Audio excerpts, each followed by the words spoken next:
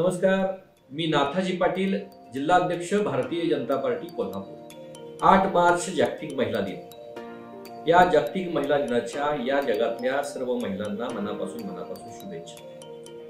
खरं तर महिलांची उन्नती व्हावी, त्यांची प्रगती व्हावी, त्यांना समाजामध्ये योग्य पद्धतीने स्थान मिळावं यासाठी साधेच प्रयत्न करत असतात। केंद्र सरकार, महाराष्ट्र सरकार देखील महिलांच्या उन्नतीसाठी अतिशय चांगल्या पद्धतीने प्रयत्न करत असते। आणि या सगळ्या प्रक्रियेमध्ये आज भारताच्या राष्ट्रपती म्हणून द्रौपदी मुर्मू या महिला आहेत। अनेक क्रीडा प्रकारामध्ये महिलांचा सहभाग चांगल्या पद्धतीने वाढतो आहे।